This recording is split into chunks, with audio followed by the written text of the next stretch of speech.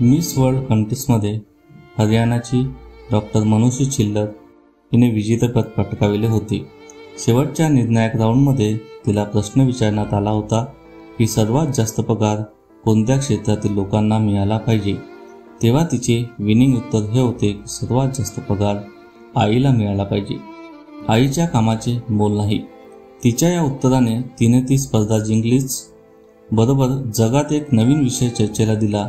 त्यानंतर फोर्ब्सद्वारे संचालित website salary.com वर रिसर्च सुरू झाला की आई जेवढं काम करते त्या कामासाठी जर वेगवेगळी माणसे ठेवली तर त्यांना किती पगार द्यावा लागेल।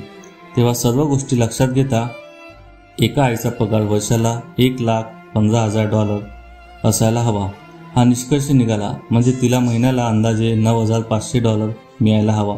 म्हणजे भारतीय आईला 9,500 गुणिले 75 जवळपास 7,12,500 अंदाजे एवढा पगार मिळाला पाहिजे। दरमहा तिच्या उत्तराने जगात ही गोष्ट फक्त उजागर झाली।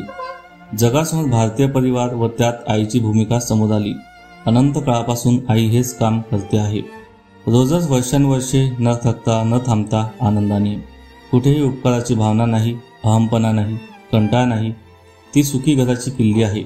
एकाच वेळी ती असंख्य डिपार्टमेंट्स सहज सांभाळते। सकाळ ते संध्याकाळ असंख्य काम सहज करते, अगदी काटेकोरपणे, बिनबुबाट। ती घरची ॲडमिनिस्ट्रेटिव्ह ऑफिसर आहे। वेळ पडली तर डॉक्टर, टीचर, काउन्सलर आहे आणि कधीकधी हिटलरही होते।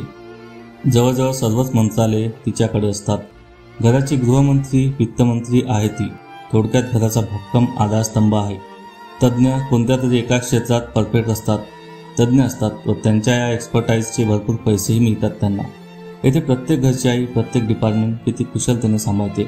I think she is the best CEO in the world. जगाची रीतच आहे ही, जुन्या काळापासून चालत आलेली। कुठेही न लिहिलेले नियमच आहेत की हे सर्व कामे तिनेच केली पाहिजेत।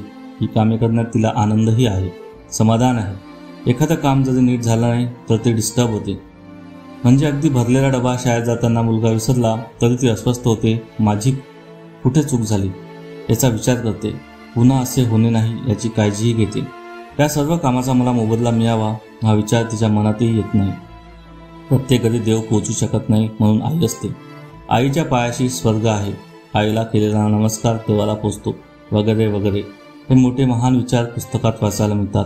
काळ कितीही बदलू दे, आधुनिकता कितीही असू दे, आई आईच राहणार आहे। तशीच कर्तव्यदीक्षा, आपल्या घराला घरपण देणारी, जीव ओवाळून टाकणारी, सांभाळणारी प्रत्येकाच्या या आईला साष्टांग नमस्कार। धन्यवाद।